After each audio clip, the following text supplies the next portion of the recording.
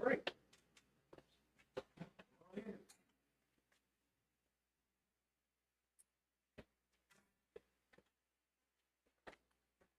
Good morning, sir.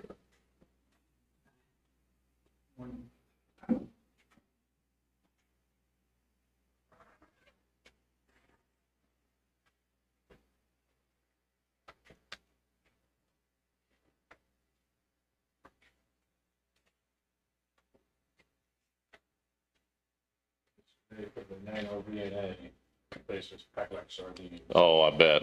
That's been a couple of our best videos on the nano VNA.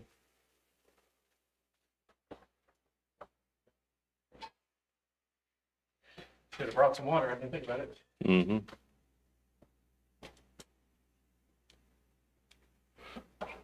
You need some, I can go over the RV and get some. It would be nice. It'd be nice, but we What do you know how to have? we don't want you to. Not like we didn't walk past half a dozen vendors. I know, I mean- And all cold water. Didn't think about it. That door's not locked, there's a big fountain right around the corner, Oh, yeah. but I think it's locked. Okay. Yeah, it seemed like last year, I think that door was open and this one. Yeah. And I think it's actually a kitchen right there. Yeah, I think that's what I heard last year.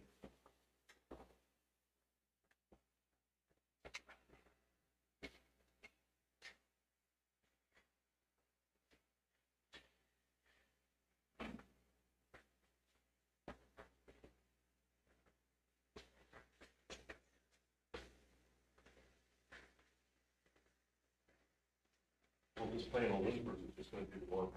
I think it was played in a little.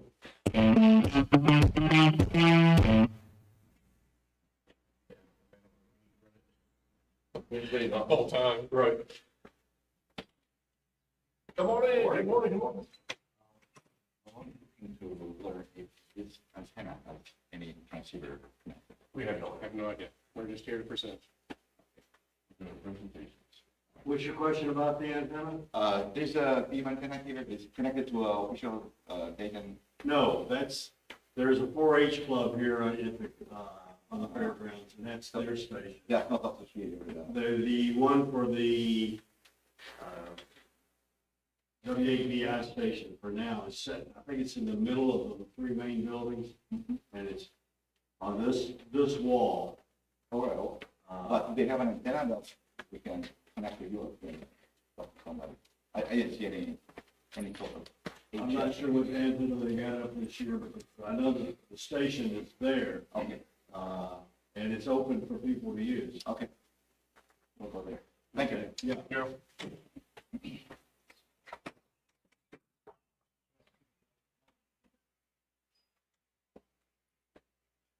I had a couple more. I thought we didn't do that. I'm gonna win that dog. I don't think so. It'll be over.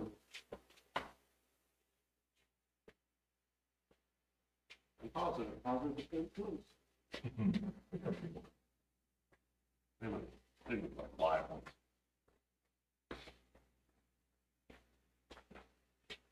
My rotor blade stuck, I can let them run my station remote. Oh, is that right? That'd be nice. Oh, is that right? A little bit south. All right. We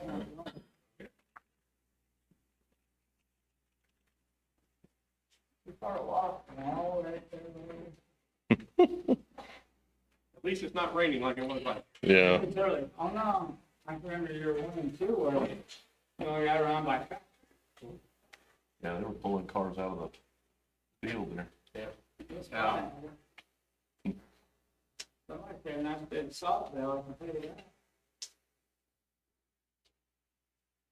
I taught paramedics in Philadelphia. Mhm. That's what I am, as a paramedic, no background in electronics or whatever. And first day of class, I would sit there and say, okay, everybody in the front row, just take a look at who you are. You're all gonna be getting A's because you're paying attention. Everybody in the back row, you're gonna be struggling to pass, and half of you are gonna be gone.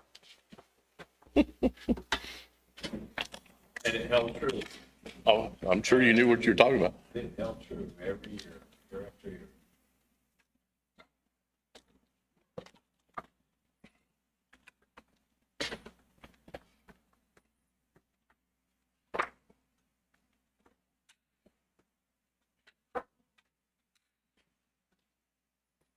Yep. It's just the right things, come on in. This is the only other place there is. It's always the one you want to go to, the purpose of life. I've been good on this. And what am I gonna do to 1 o'clock?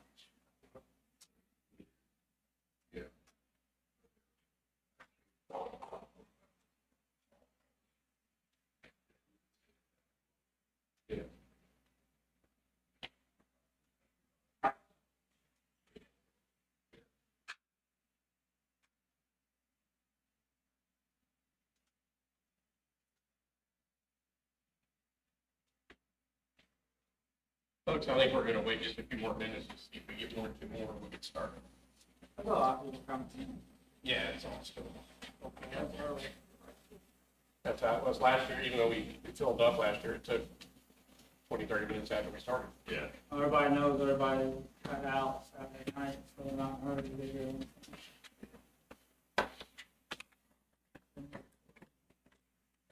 Morning.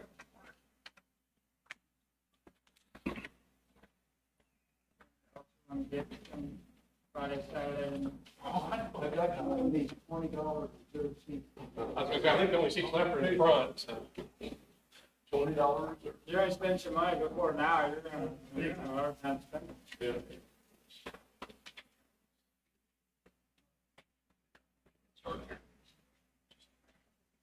Right here, they didn't start tearing down, we were doing the price, so.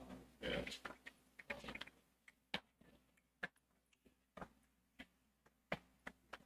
I messed that up. I never made it when it was still up here. Well, there was this great craziness that went on, and where you were in the park. That you don't see. Yeah. So,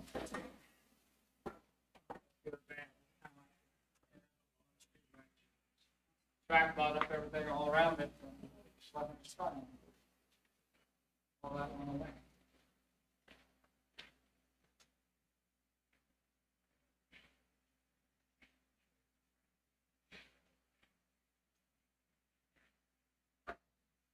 Have a bunch of people in the back row taking video.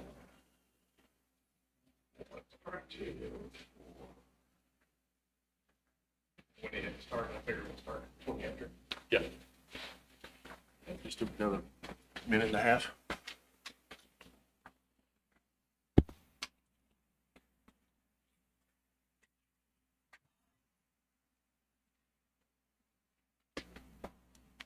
You want me to let the music play all the way through?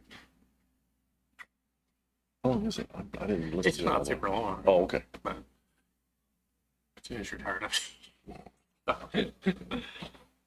I think it's only like a 3 or 4 minute one for something like that. Yeah, I'm not gonna play it though. Yeah, it's not long.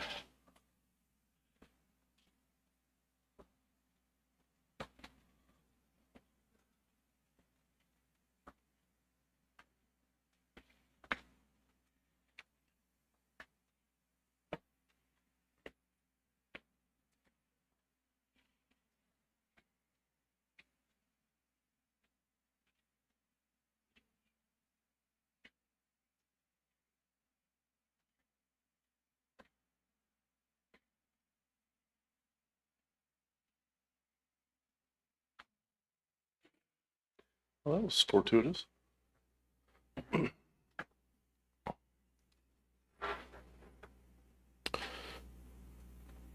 You ready, bro? Sure. It's about to turn over.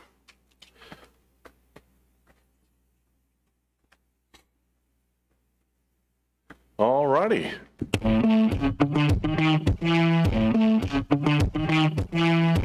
That's right.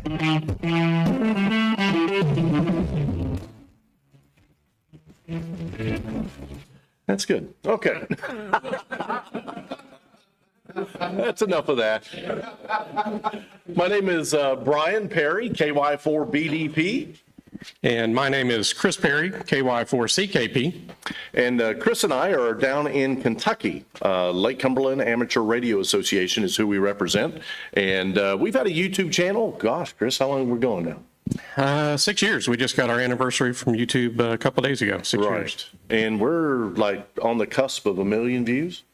Yeah, we should hit 1 million views total by November this year, something like that. Something like that. So it doesn't make us experts on this topic, but we thought when we talked to some of the event organizers that why not do a presentation? And because we've gotten inquiries from time to time from other clubs.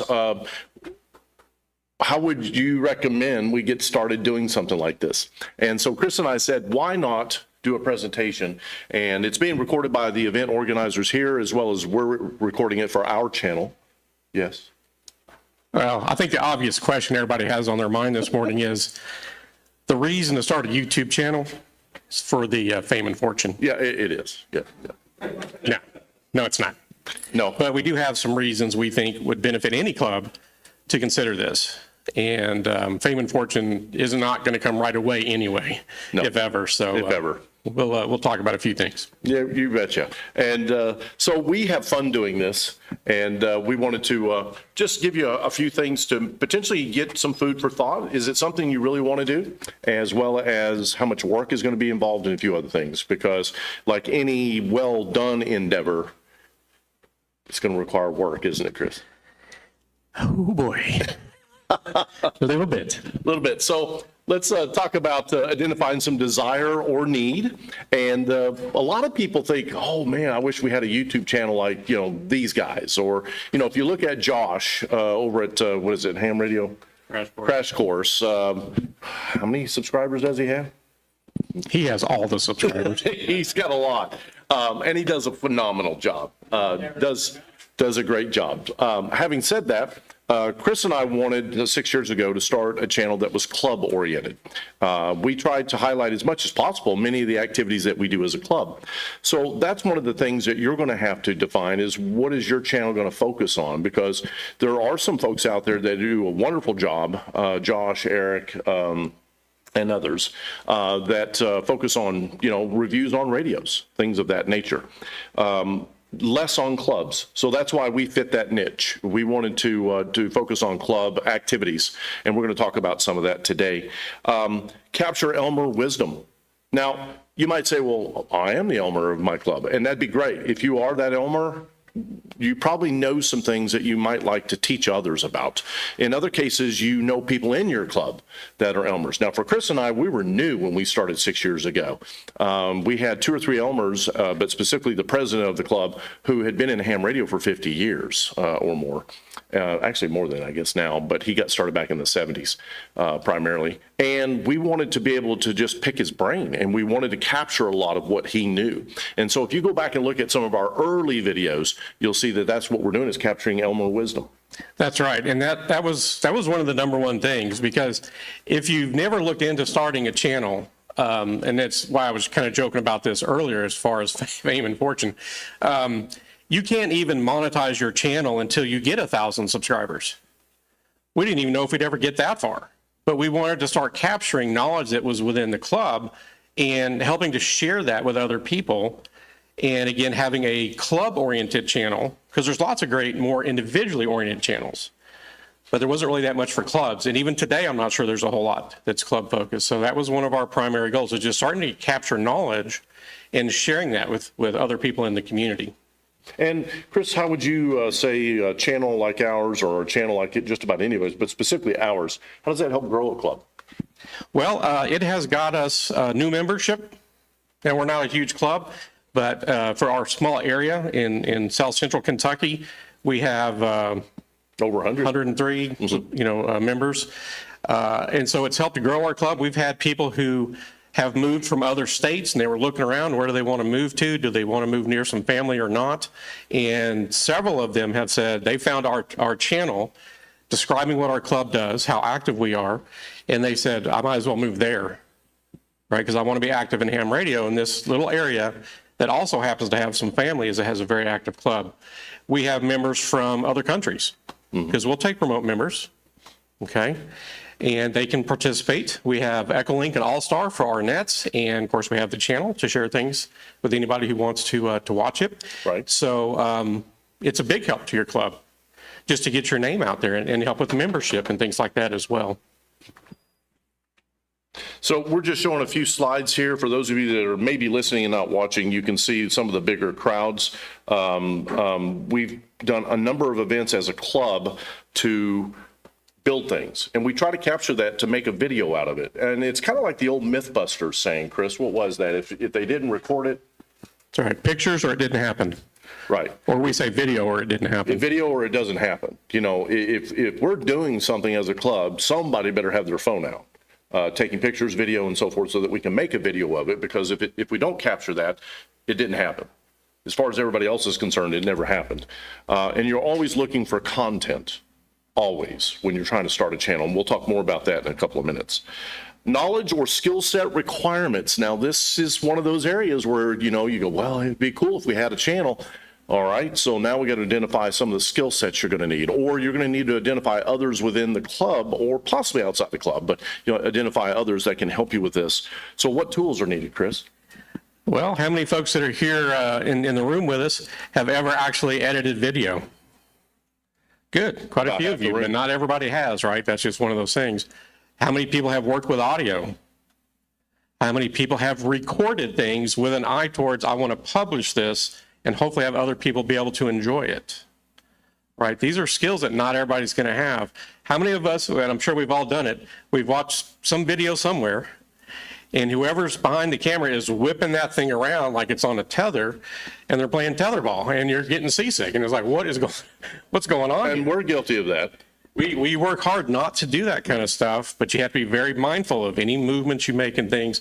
So it's just, there's new skill sets, editing videos. You know, not everybody has edited videos before. Is there a question or? What do you think it comes What's that? What do you think the editor comes from? Well, we haven't I'm used not it. familiar with it. Yeah. That one in particular. We happen to use Cyberlink's Power Director is what we happen to use. Others use Adobe Premiere and others, but from a budget standpoint, every club's going to have to decide where to spend their money on that kind of software, or possibly an individual provide that software because they have a license. So tools, editing software, you're going to need a camera.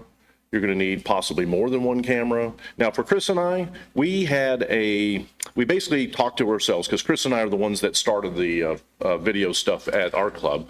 And we said, we want to do it as much as possible with the phones that we have in our hands.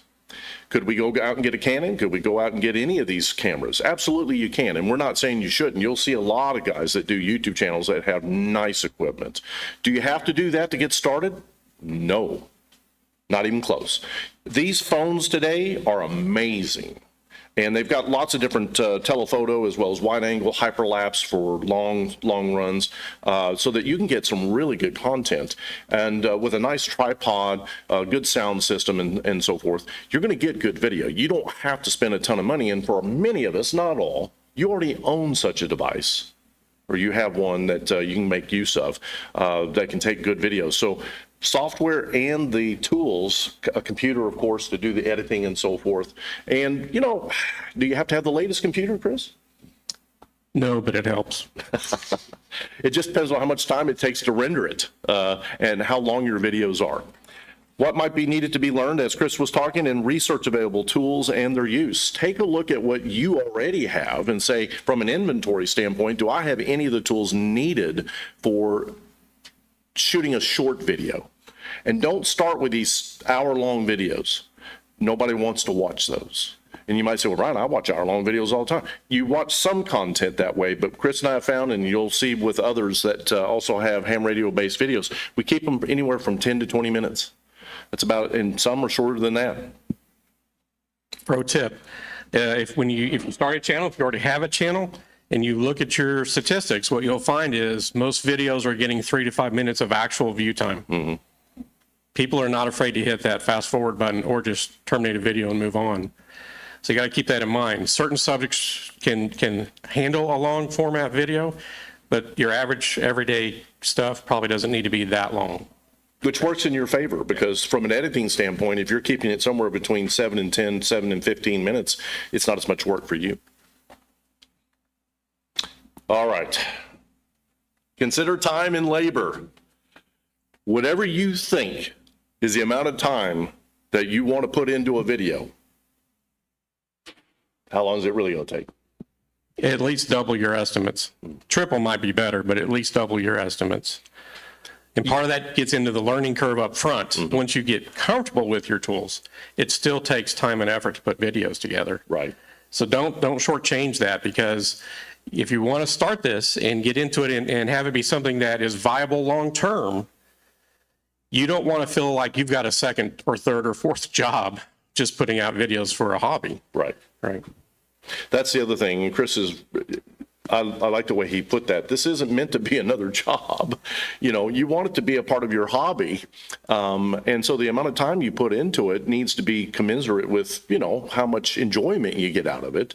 But at the same time, if you're putting out a video and you think, dang it, I mean, I don't know if I got time for this, you're probably trying to do too much with this. There's a good chance of that. Now, are there times where Chris and I, and we do this as a tag team, so it's helpful because neither of us have to do everything. But there are times when Chris and I are working. You know, we teach, we are IT consultant trainers, and we teach, and we'll have a full week of work, and we got to put out a video. And for us, we're looking at trying to put out a video about every Friday. And we have some of our older videos that get recycled and come out on Tuesday. But the point is that we try to limit the amount of time it takes to put a video together to no more than a couple of hours, because we don't have a lot of extra time. Yeah, I watch a few channels on YouTube that put out videos 3 times a week. That's awesome. I enjoy it because I like their content. You try putting out 3 videos a week. Right. One can be tough enough. Okay. And again, we still work. We're not retired or anything. And a lot of people do too, right? So you have other commitments, family and stuff. So yeah, you have to consider that very carefully. Be realistic.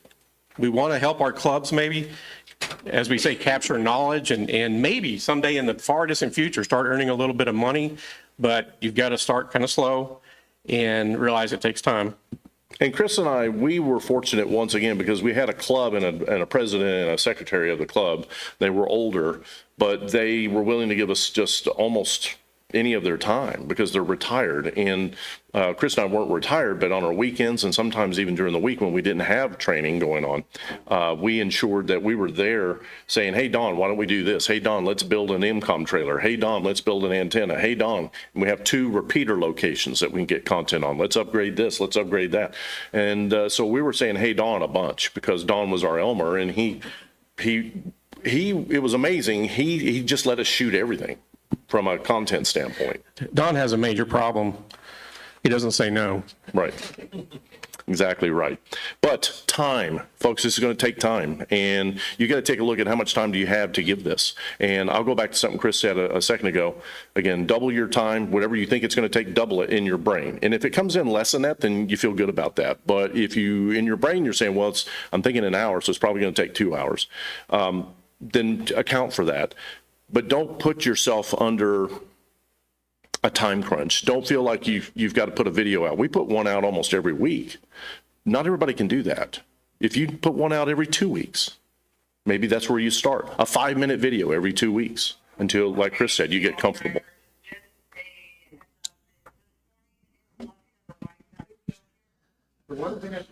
No worries. So considering tools required, costs, Yeah. and this is what we touched on just a little bit earlier, but let's focus on it a little bit. Where are you going to be starting from? Now, one of the things we talked about, and we try to be very realistic about it, is what do we have now, and what's it going to take to get started? Because, again, this is a hobby. The club didn't have a lot of money, and that was a long-term goal of ours, was to help our club financially, hopefully, one day. But what can we do right now? Well, we had decent phones. Okay, we don't have to buy cameras and things right away. I already had a tripod or 2. We don't always use tripods, but if we ever felt like we had a situation where we needed them, we had them. We did have to get some software because we didn't have any editing software. So we looked around, and we, again, happened to go with Power Director. There's other choices out there. Part of it may depend on any experience you've already got or what platform. We happen to be PC folks. Microphones, we have microphones now, but we didn't have those for a long time because we didn't really need them. But as you go along, eventually you're like, well, some situations are tough audibly to record, and microphones can help with that. So eventually we got microphones, but not the most expensive mics out there. You know, a lot of us hams have a serious problem as well, and that is that we're gearheads. We like the bright, sparkly, shiny stuff, right? No doubt about it. But you got to rein yourself in a little bit, at least in the beginning, unless you've got deep pockets. But I bought kind of middle-of-the-road microphones, but they're good, decent microphones. They were well-rated, and they've done very well for us. Could I have spent 2 or 3 times the money? Sure. Just didn't need to, right? So you got to take that into account. What's it going to cost to get started? But hopefully you've got at least some things that you can start with for now and then maybe upgrade later. Right. And probably the thing I would emphasize on that point is whatever tools you do have, get proficient at using them. Find out what your actual capabilities are with your phone, with your microphones. These have limitations. It could be distance limitations. It could be wind limitations as far as knocking down wind noise. Have to wear a dead cat or something like that on your microphone just to keep the wind down. We've got videos in the early days. We didn't do a good job with wind noise. And you would think, well, that's easy. Well, for he and I, we just hadn't done this before. And so we had several videos where we're fighting the wind. And in the editor, the audio editor, we could knock some of that down. Wind or cicadas or crickets. Crickets or somebody has a radio in the background. Don's always playing a radio in his garage. And we always have to turn it down because we don't want a content match to take down the video because it's playing a country music song. Just stuff like that. And other times it's just people talking around you as noise, so to speak. Yeah, we try to be as unintrusive as possible while we're doing all this, because if we're working on something, that's the goal of that session, to build that antenna, to repair that item. If we've gone to one of our repeater sites, we want to capture content, but we don't want to get it in the way of getting actual work done that the club needs to get done. So we want people to be relaxed. And, you know, sometimes we're just talking and telling jokes and all that kind of stuff. So we may not use any audio from it. You know, we're not afraid to do that.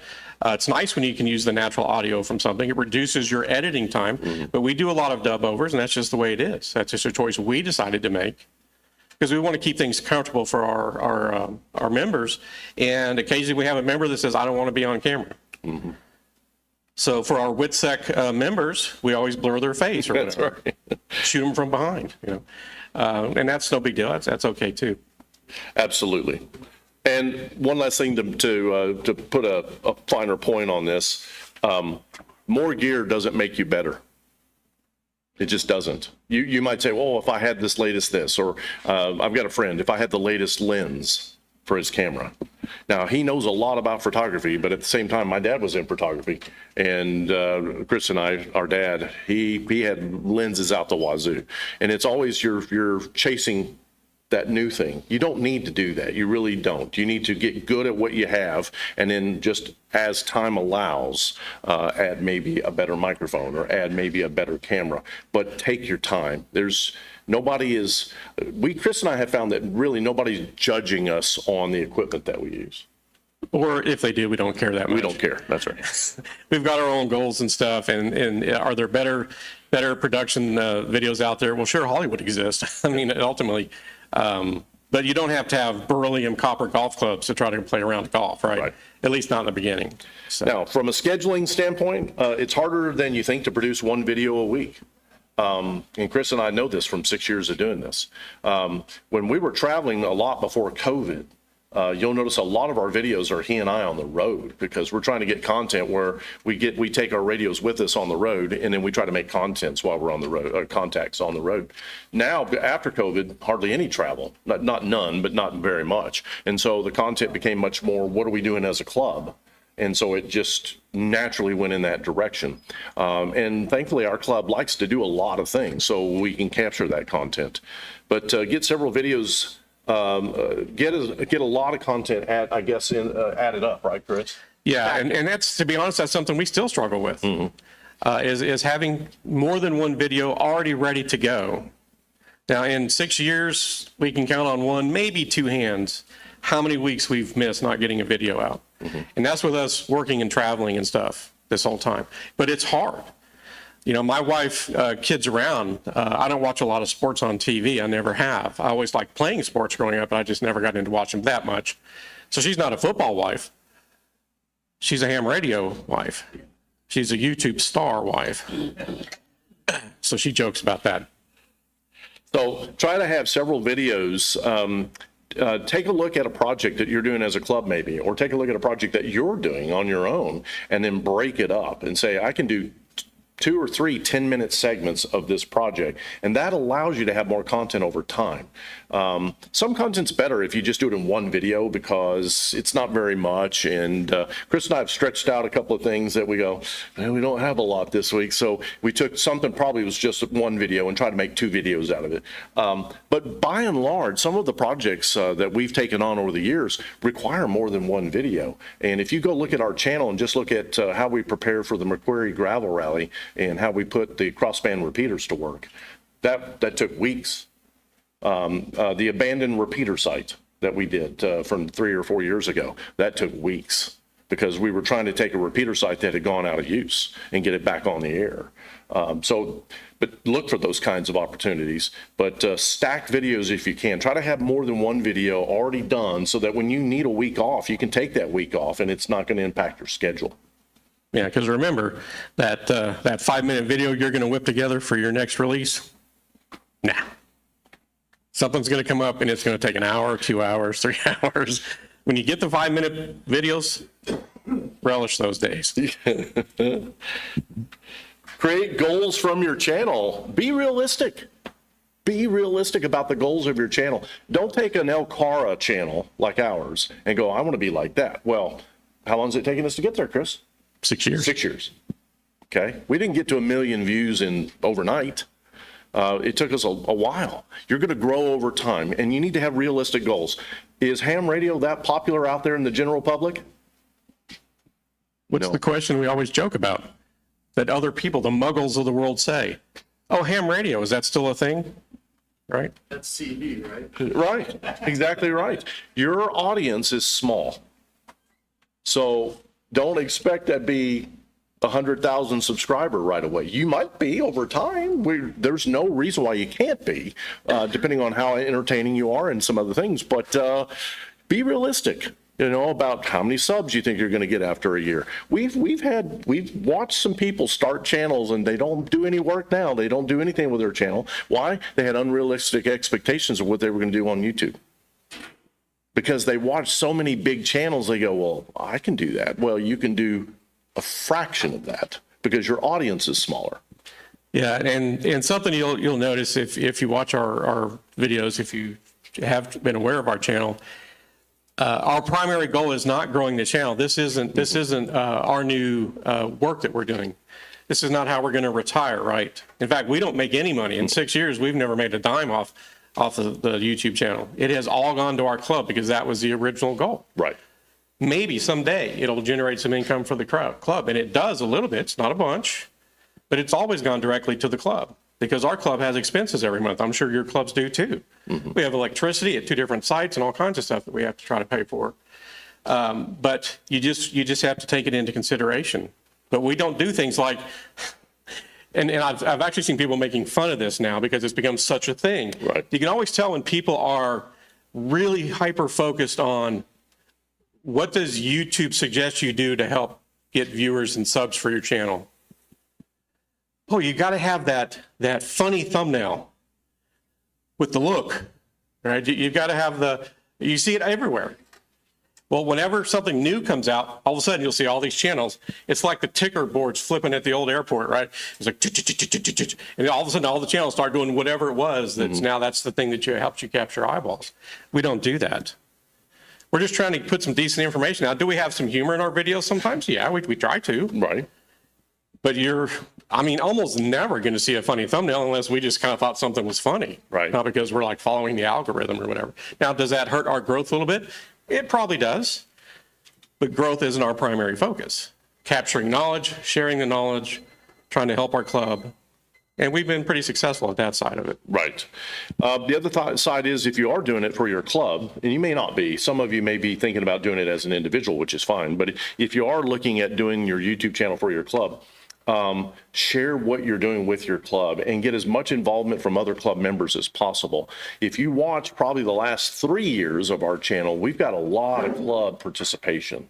We've got people now doing videos for Chris and I, and then they just upload it to Dropbox where we can go and make a video out of it. In those early days, Chris and I did all the video. Every single time. Now we've got people helping us with video. At this last gravel rally that we did, we had probably 6 submissions from different hams out in the field during the rally, getting us different aspects of how that rally was being done by amateur radio. But it takes time. Every club meeting we have every month, Yep. we talk about social media. How's the channel doing? What's our sub count look like? How are the videos doing? Right. Since we are able to bring in a little bit of money right now, how's the money doing? What's coming in? We don't even earn a check every month on our YouTube channel. Depends on what the algorithm's doing to us. Yeah. Right? But we talk about that. Let your members know when you get started with this, that you have a channel. Get as many of your own. How do you get your first 10 subscribers? Talk to club members. Yep. How do you get the next 10? Talk to club members. We don't have every single club member as a subscriber to our channel, but we've got a lot of them. Right. And so you start there, right? But you want to expand it. Friends and family, force all them to join. Absolutely. And one of the ways that we helped grow our channel in the early days is we came to Hamvention every year. And we would talk to vendors. We've got multiple vendors that watch our channel because we've done reviews for their products. We've got several vendors this trip that we're going to be doing reviews for their products. And they want to do that. They want to put something in your hands that you can review. Chris and I made a decision a long time ago. When we do a review on a product, we're not out to tear down a vendor.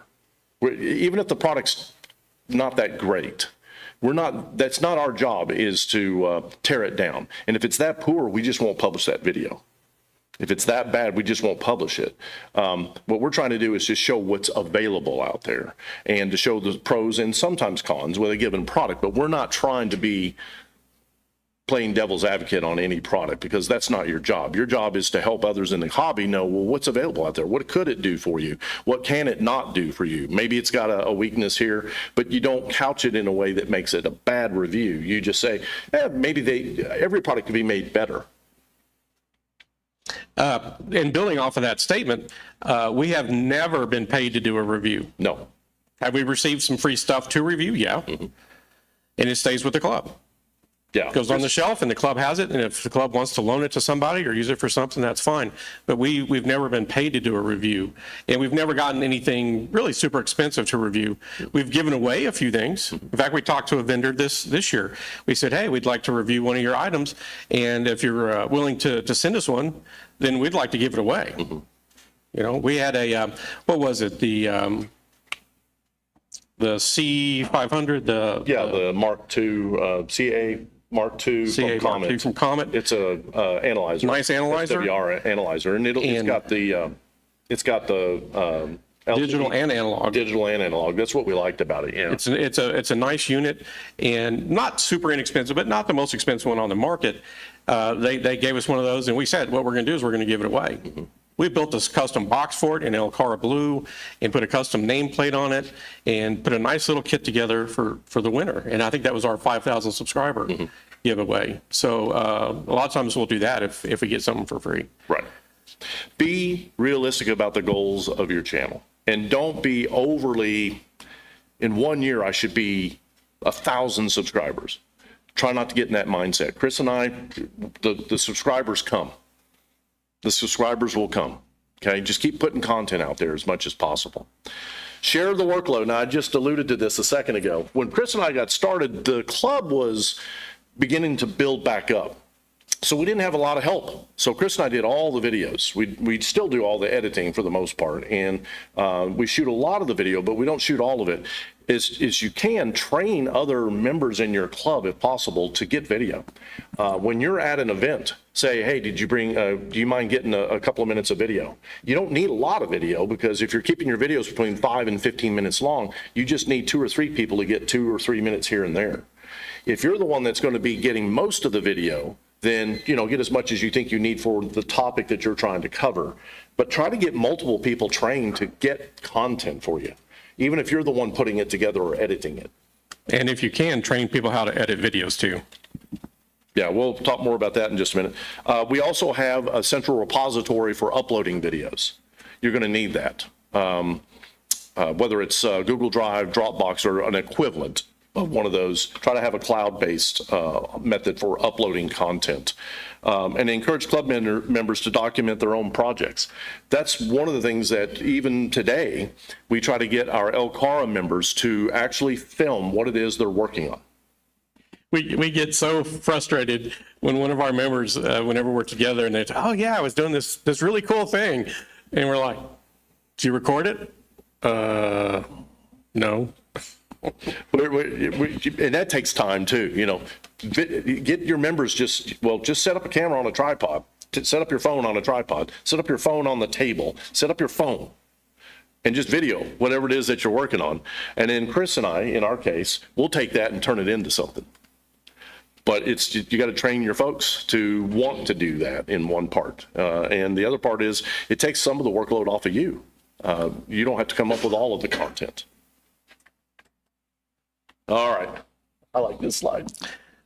Folks, I've been on the internet for a long time. I got on the internet 94, maybe, early days. Yeah. This is an old saying. I'm sure a lot of you have heard it. It's funny how few people listen to this statement. Do not feed the trolls, people. No matter what you put out in the world, if it's public at all, you are going to get some negative feedback on it. And some of it is going to be warranted, for sure. But there are people out there that simply want to post negative things and provocative things. Don't worry about it. Okay? If you ignore them, most of them go away. Right. And if they're not going away, then you can block them. I don't know that we've hardly ever had to block anybody Just because of once that. or twice, yeah. Right? But just don't worry about it. Because whether the criticism is actually, relevant or not, they're just going to make it. If it is relevant, take it to heart.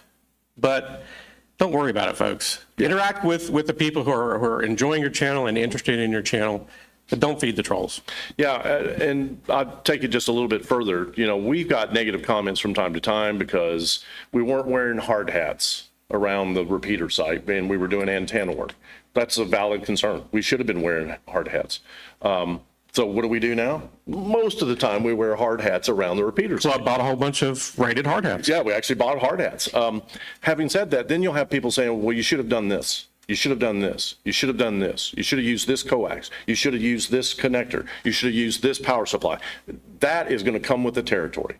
Some of you are Elmers, so you know better. Some of you are not Elmers. Take a look at the feedback, but divorce your emotion from it and say, do they have a point or not? If they do, maybe you incorporate that in the next project. If they don't, ignore it. All YouTube cares about is you had feedback. Somebody took the time to write you something. Doesn't matter if it's negative or positive from YouTube's point of view. It helps the algorithm if they just say something. Yeah. Thumbs ups, thumbs downs. Doesn't matter. Write something. Any interaction with your channel helps. That's why you see so many channels say, hey, and hit that subscribe button, or hey, hit that thumbs up if you like the video. That's an interaction, and it helps pump up your channel. Ignore the negative ones to the point of emotion. Don't ignore them when it comes to safety or something like that. So, but yeah, and you also have to remind your club members. We had a negative post, and one of our club members jumped in and started defending us. Well, you don't know. And it was nice that they took the time to defend us, but Chris and I go, we just shrugged our shoulders. It just comes with what we're doing. We don't have to defend ourselves against everybody that posts something. But this person just really took it the wrong way. And we took them aside and said, hey, we appreciate you defending us like this, but you don't have to do that. Well, they didn't need to say that. And I go, totally get that, but just let it roll off your back. All right, finally, probably what you're all wondering about. Hey, Brian and Chris make thousands of dollars on this video. Cash money. Yeah, no. Now, you might say, well, you know, some of the bigger channels that are out there, well, yeah, they're making a decent wage doing what they do, and they're good channels. That's why they do. Ours is a club-oriented channel. It's going to get fewer eyeballs. We know that. We knew that going in, it was going to be that way. But what if the club didn't have to count on a few $100s a year for whatever projects, upgrades, as Chris mentioned, just power to the repeater site, just different things that you do as a club. At some point, if your channel grows, you may make a little money. Just dive it back into the club. You're not in it for you. At least from the way Chris and I approach the channel, we're not in it to make us richer, because it's a hobby for us. We wanted it to improve the club's finances. Not everybody would agree, okay? And if you're an individual and you're making it in an individual channel, then it's not going to potentially go to the club. But we wanted to focus this talk on using a YouTube channel to help your club's finances, because I don't know, we've talked to a lot of people in a lot of different clubs over the last 6 years, and finances always comes up. We were shocked. Not that they have too much money. No, it's not that. We were shocked. I don't mean to air out club secrets, but I think it's worth talking about. We were totally shocked because we were brand new hams, and this was an old, pretty well-established club, but it was starting to age out. A lot of clubs do. And when we joined in our 50s, I'm sorry, 39. When we joined, we were the young new kids on the block. No kidding. Now, we've got some younger members, but there weren't very many, especially then. But one of the things that really shocked us is that we had learned, after we got to know the club officers a lot better, that they had been paying for bills and all that kind of stuff out of pocket for years. For years. Because dues isn't going to cover it all, folks. It just doesn't. And there was no other source of income for the club. Right. Dues were the only source. Brian and I said, we're IT guys. We're, reasonably familiar with technology. Let's start looking for other ways to bring some money into this club so that they don't have to keep paying out of pocket. That was our first primary monetary goal. Mm-hmm. Let's try to get to where they don't have to pay out of pocket. They're both retired. Okay. So that was part of our impetus. And Amazon Smile that we participated in for many years until they shut it down, that earned a little bit of money, a little bit on Patreon, a little bit from YouTube. Now they don't really have to pay out of pocket anymore. And they were generous and willing to do it. But we said, man, they just shouldn't have to do that. Club had 100 members and they're paying for stuff out of pocket. Okay, so that was one of our first goals. Let's just start to cover at least some of the bills, if not all the bills. But remember, you're probably looking at a year before you'll start seeing any money. Or two. You've got to want to do this, okay? You've got to want to help out your club. And if you're not willing to do that, that's fine. Nobody's going to judge you, okay? But you've got to want to do it and then put in the time so that when it does start making a little bit of money, then the club can benefit from that. And don't look at this as, your way to lord it over anybody else just because you helped the club make some money. Chris and I, we do this because we want to. Not because we want to be better than anybody else. It's about what can you do as a team member in the club to help the club. And too many clubs are on shaky finances, but somebody's got real talent. They could start a channel, and in a year or two, it could start making some money. And then all of a sudden, the club's not having to ask for handouts all the time. Don't look at this as a money thing. The money will come if you keep the effort in it, but let the club benefit from it. All right, this is a hard topic too. Get me off this crazy thing. All right, how many of us remember these cartoons? Well, we got a few. All right, we got a few. Chris and I have been doing these videos and on the LCAR YouTube channel for 6 years. At some point, we don't know when it is. We enjoy what we do, but we're going to age out and somebody else needs to pick up the ball. if you can, just like everything else you do in amateur radio, or hopefully some of you are, you're mentoring others. How do you edit a video? How do you take the content that's uploaded and make that into a video? What do you emphasize? What do you de-emphasize? How do you cut out stuff you don't want in there? Somebody needs to be able to take over, because what you don't want to have happen is you put in 3 years of exhaustive but happy time into building out the channel for the club, and then you have a health problem. You move, you're no longer affiliated with that club. Whatever it might be, somebody else in the club needs to take over. It's just like, well, how many of you have a web page for your club? And somebody started a web page and then there was nobody to come behind that person, and that web page didn't get updated. That happened to a bunch of clubs over the years. No different with YouTube. You start a YouTube channel, you've also got to look at how do you transition it to the next person. Anything to add? Yeah, just we talked about skills things earlier. Train as many people as you can. It's like the time and effort video slide. When you think you have enough, double it. Mm-hmm. You can't have too many people who know how to edit videos. You may not need them all the time, but you need extras, just like everything else. Exactly. Folks, we want to thank you for coming out. I know it was on a Sunday, and some of you could have done something else, but you came here today, and we want to thank you for doing that. And if you've got any questions after the presentation today, please ask. We have to exit stage right here in just about 5 minutes or so, so we don't have a lot of time for questions. But thank you for coming out. Hit this QR code, subscribe to our YouTube channel, if for no other reason, so you can see how not to do things. Sorry, we can work as a positive or a negative. We're not proud.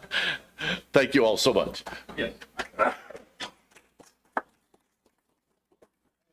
Question, Yes, sir. is there a point where you can do live streaming when you get to a certain subscriber level, or Yes. how would that work? There is a point, and I forget the exact breakover point. We did meet that goal at some point in the past. We haven't gotten into live stuff yet. The thing with us, because we have the technical knowledge on how to do all that, but the thing that we run into, especially in South Central Kentucky, bandwidth. Where are you, and are you going to have the bandwidth to do something live? And where our club meets and a lot of the places where we are, we don't have that kind of bandwidth.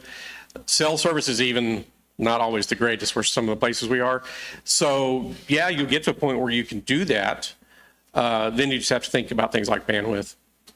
We were, I mean, the reason I'm here is our club was kind of talking about doing YouTube, and, you know, we're like, we have members who can't come to club meetings. Sure. And we're like, can we do club meeting live stream it, but only, you know, club members who have subscribed or joined would be able to watch it, not the whole rest of the world. Are there privacy settings that allow for that kind of thing? There's that, and then there's also, as you get larger, you can actually have people join your channel, and that weeds out a lot of people, probably other than just your members. Yeah. Run a Discord feed like live from wherever the meeting is. We do that all the time. Yeah. Now has video, or is that just sound? It's both. Live video with it. Discord? Okay. And there are ways to have videos be private on YouTube, and then you can control who would have access to it. So there are some ways to accomplish that goal. We're primarily YouTube, but again, there's other products out there, and I'm glad he mentioned Discord, because Josh uses Discord all the time, and other channels do as well. Yes, sir. You did a great job explaining why and how, except for the power, if you get it done on the YouTube channel, is there a place you can look it up on when you got, technically, when you get an account in, or whatever? As far as just having the YouTube channel itself, how many people watch YouTube videos all the time? Do you log into YouTube to do that? You create an account like any other website you've ever been to, and once you do that, you've got a channel. And And then you can start doing it. So we have our own personal channels, technically on YouTube. I do a small one for some off-roading stuff, but we just created one under the club's name, and we cleared all this through our club officers at the time. Create one under the club's name, create the ID and password, and share that with appropriate people within the club. And all that's documented on YouTube, but it's like becoming a member of almost any other kind of a website. You'll have an ID and a password, and you log in. And anytime you've ever done that on YouTube, so any of y'all that log in to watch YouTube, you have a channel. you may never have published to it, but you automatically get a channel. So it's So, more complicated than Dropbox. No. Put a file up there Correct. and it's out. yeah, that part of it's super simple, and it's well documented by YouTube and everything. And don't get me wrong, what Chris is saying is true. You'll want to, there's a lot of settings in there. So you got to go in and set up a template for how you want your videos to be published, what you want in your descriptions and things like that. So there's a little bit of time investment, maybe an hour. Then when your channel gets large enough, well, where do we send the paycheck? That sort of thing. But then you got to grow to get to that point, right? So, but in those early stages, it's pretty easy to set up the channel. And again, as Chris mentioned, we actually set up the channel with a club account, not a personal account. As far as meetings are concerned, for the members that can't make it, there's also Zoom. My club, Virginia Beach, has a Zoom broadcast. Well, I'm a big fan. Chris and I use Zoom 2 or 3 times a month for what we do as a job. And it's very easy to only invite those people that you want. And that way there's nobody in that Zoom that you don't want in there. The only thing about Zoom, just to mention, is if you don't have certain level of paid account with Zoom, because you can have free Zoom accounts, you're limited to 40 concurrent users. So that's just something to be aware of if you're trying to do your club meetings. We rarely have 40 people at our meetings, I'll be honest, even though we have 103 members or something. So it may be more than enough to cover what your meetings normally look like, but it is a potential option. Yes, sir. Any other questions? If you're thinking about doing a YouTube channel, do it. Do it. It doesn't happen until you do it. So, and if you need any help or questions or anything, just look us up, and we'll be more than happy to help you with anything you've got within a some degree of what we can help you with. But just the big thing is effort. People just underestimate how much effort it is. since I walked in late on this, is this going to be available on YouTube or somewhere? Yep. We're Yeah. going to publish the video. It's going to be on our channel, and it's going to be on the I think they publish event it. channel, or the event publish. So it'll be in Hamvention's published content, and it'll be on our channel. Okay, both of them on YouTube? Or, Yeah, at least last year they published. Now, you were live streaming it, right? Yeah, I think they were live streaming I as think they well. also, last year they published it, but we always publish. It's always on our Our channel. camera, so. Yes, sir. What type of video editing software do you use? Is it free? There's some free stuff out there, and it's okay. What's your opinion of OBS? Never used it. I use it, but not for editing and stuff. I use Power Director from Cyberlink. That's what we use for our editing software, and it's we have a paid version. It's one of the less expensive ones, and that's an expense that we took on personally for the club. The club doesn't pay for that. They would if we asked them to. We just never asked them to. just playing around with video myself, Facebook, I used Microsoft Clip Camper on the Microsoft bundle when you buy your laptop or desktop or whatever. Right. Yeah, pretty good. I'll tell you what I told my wife in our early days of teaching high school. The more homework you hand out, the more homework you have to grade. So if you plan on keeping your videos simple, your editing will be much simpler. Don't overcomplicate things, especially in the early days. If you can do a single take on things, and that'll work out for you, that's the easiest thing to edit. When you've got 1,000 clips and cuts, not only does it take a lot longer to render, it takes a lot longer to do the editing. Yeah. So I asked that question to several people I know that are involved in video. This video is okay, this editor's okay. What's the hot rod, super duper video editing software? Adobe Premiere. Premiere and Power Director, they're both pretty close. But Adobe Premiere, there's always folks who are on Apples and things like that. The Adobe Premiere is always at the top of everybody's list. It's a lot more expensive. But it's more expensive. That's enough. Yeah. And there's a lot of good YouTube videos on how to train you how to do editing, on Adobe Premiere and Power Director. So, but Adobe Premiere is the top tier, I would say. But if you can't learn to use it, what good does it do you? Yeah. You can make a video. Yes. You would have to make a series of videos. I would say, Microsoft uses, you just look up a clip count, at least, that'll get you started. Yeah. That would be All right, folks, we got to get out of here so we can let the other presenter do their thing. Thank you all. Thank you. You're welcome. And don't forget to get the QR code. Like, share, and subscribe. Get used to saying it.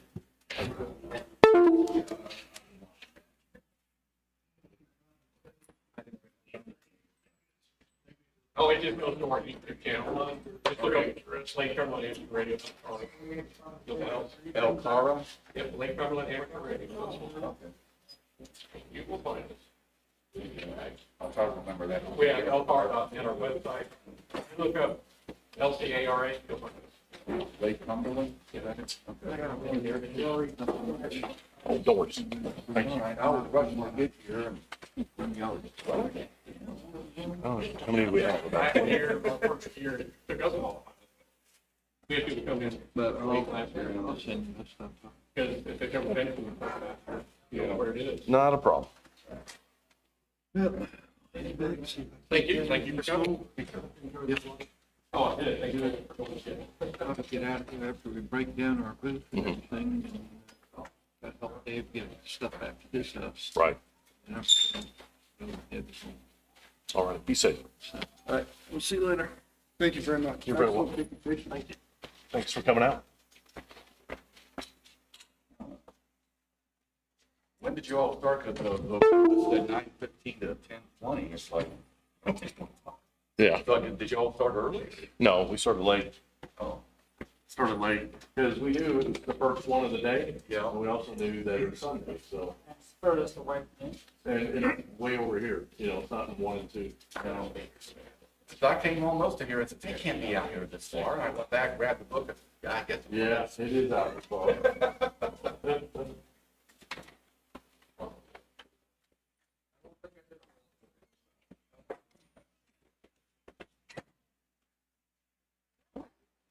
Normally we have.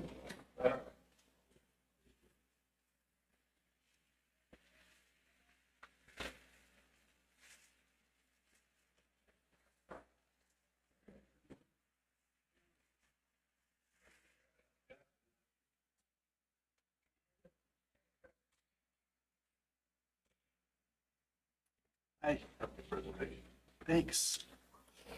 Did it, just plug your USB in somewhere? Yes, sir. And, And it picked it up right away. okay, good. Would you have about 20 people? Yeah, about that. Yeah. Mine will probably be lots. What was your presentation? Home brewing, Homebrew. yeah. Not too many people do that anymore. It's not as common as it used to be, but there's some diehard folks that love that stuff. Yeah. It's, Where are you from? St. George, Utah. Okay, so you came a little ways. Yeah, I know. Problem is, you find something you like out there, and it's about this big. Right. You can't get it. How do you get home? It's like, do you ship it? Right. Yeah, Like 50 pounds or something? yeah, it's not worth it. Well, good luck to you. Yeah, thanks. Nice to meet you. Yeah, meet you.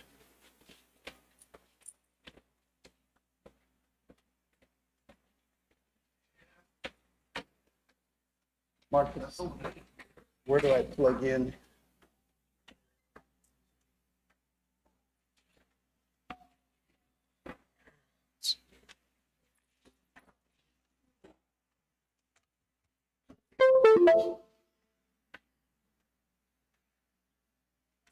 Looks like that's it.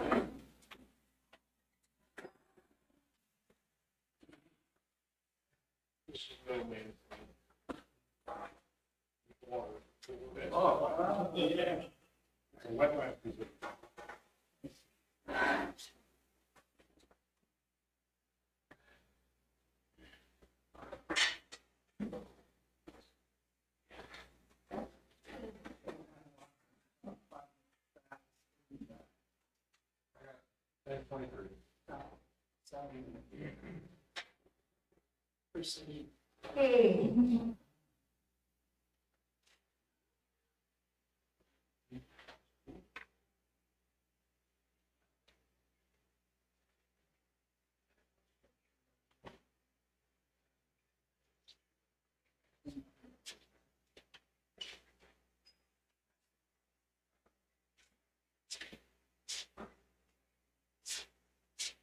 Moderator, sir.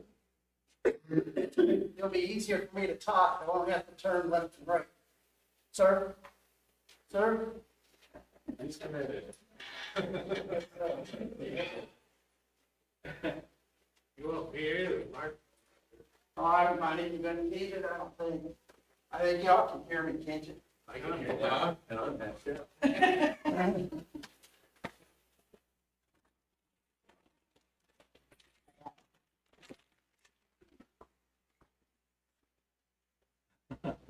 Thank you. Yes, sir. Might be easier.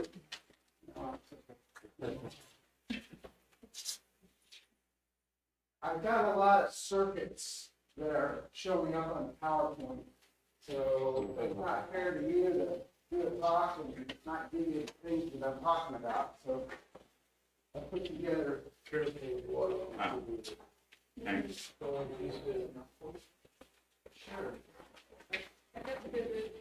He was saying if you come down to this end, it might I'm be easier. moving, I couldn't hear what you're saying. I said, he said that if you come down to that end, it might be easier. Okay, I'm trying to be close to the speaker so I can hear. I'm the speaker. I'm not gonna use the microphone. Ah, okay. Tell you what, you can have this seat right here. And I promise I'll talk loud enough that you can hear me. Help? You sell it CD, maybe. Thank you, sir. Yeah.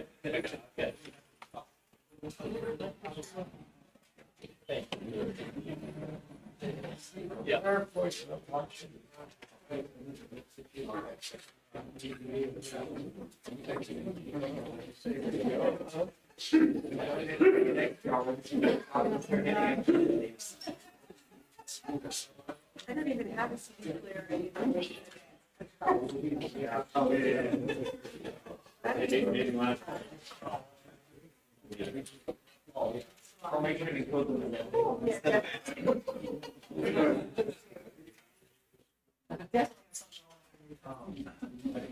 Video or file? The guy who took a, like a drill and a laser and started like drill spooling like a part and then laser.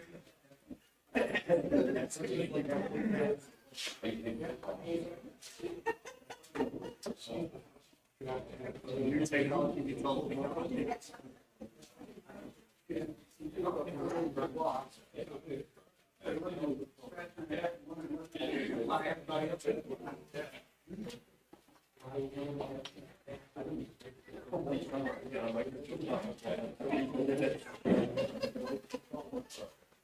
Thank you.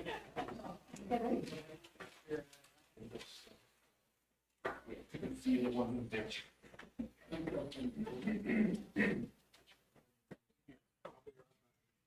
Did you get one of these? Yes, I did. Maybe just leave it on the chair, and if they come in, they can just pick them up. All right. That'd be a good idea. Kelly.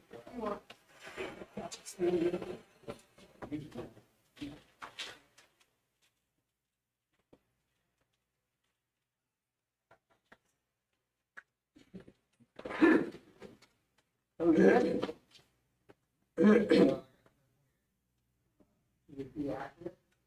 Up to you. Your show. I think we're probably gonna get all we're gonna get here. My name is James Kretschmar. I live in a little small town just outside of St. George, Utah, which is in the very, very southwest part of the state. Very deserty down there, very mountainous. Zion National Park is about 20 miles from where I live, very beautiful. These are some of the things that I've built over the years. I've been at Ham since 1972. I got my novice license when I was a freshman in college. And my most freshman in college, I didn't have any money to buy anything. So I came across this very nice article in QSP, August of 1973, and I built that transceiver, and it worked. Pick up a CD as you walk in the hall. Pick up a CD, so you did, and it worked. And what a thrill to make a contact over something that you built yourself out of nothing. And that thrill still sticks with me today. It's the reason we got those kids. And last year, I built this transceiver, which is kind of a knockoff of what I built in 1972. It's a 40-meter CW, about 3 watts, direct conversion receiver. I've made like 6 contacts on that so far. 3 on New Year's Day, 2024, and 3 on New Year's Day, 2025. I go out in the desert and I did straight heat night. And so I'm very thrilled to make those contacts. It's something unique. This is a little transmitter that sits in the board down here. This is a crystal radio. I think most of us probably started out with crystal radios. What's unique about this crystal radio is that the detector is a homemade diode out of a blue nail and a piece of carbon black. Capacitor is 2 pieces of aluminum foil with cellophane tape in the middle. And you just slide the pieces of wood across it to make your capacitor. You can get around to making a headphone, but that'd be another thing you can do all by yourself, and it's a lot of fun. This is my station the transmitter I built. It's about 20 watts, 2 tubes. We're not going to talk about tubes today because tubes can be very, very dangerous, as you can imagine. And if you want to dive into doing something with tubes, make sure you have a good mentor, or what they used to call Elmers. And I don't know if there's any that term used anymore. Personally, I had my own personal Elmer growing up. It was my dad. His name was Elmer. So that was kind of fun.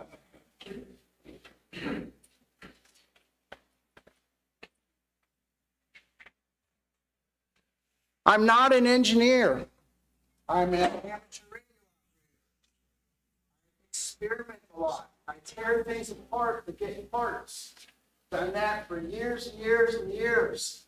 So everything I say is stuff that, I've sort of learned by a lot of reading through the years and a lot of experimenting. And some things work, some things go up in smoke. So it's just how you learn, though.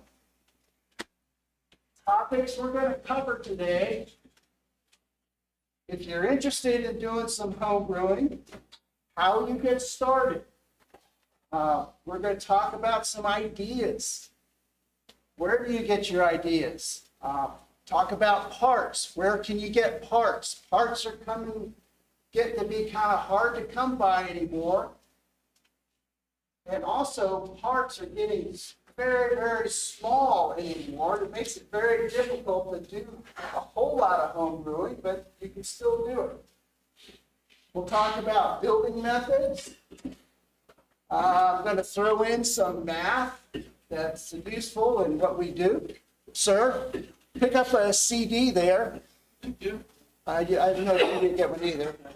I've got a lot of schematics that are going to be on the PowerPoint, and I want to make sure you can take them home with you. We'll talk about some test equipment. We're going to talk about how you can make a 40-meter CW transmitter. We'll have the schematic on there, the board layout, and there's all sorts of additional information on the CD that you'll be able to take home with you. Then a lot of sort of like tricks and tips that I've learned through the years. We're going to talk about those, the useful building ideas. My goal today is to spark an interest for you. And then hopefully by the time you get home, you'll be motivated to want to try something yourself. So pick up a CD as you walk in. Back in the early days of radio, there was no commercial equipment. So the amateurs built their own things. And if you are a member of ARRL, you can go into the archive section online and look at all of these old articles. I find them kind of fascinating and just enjoy going in there and looking at the history of things. And it goes all the way back to 1915. It's just kind of fun to do that.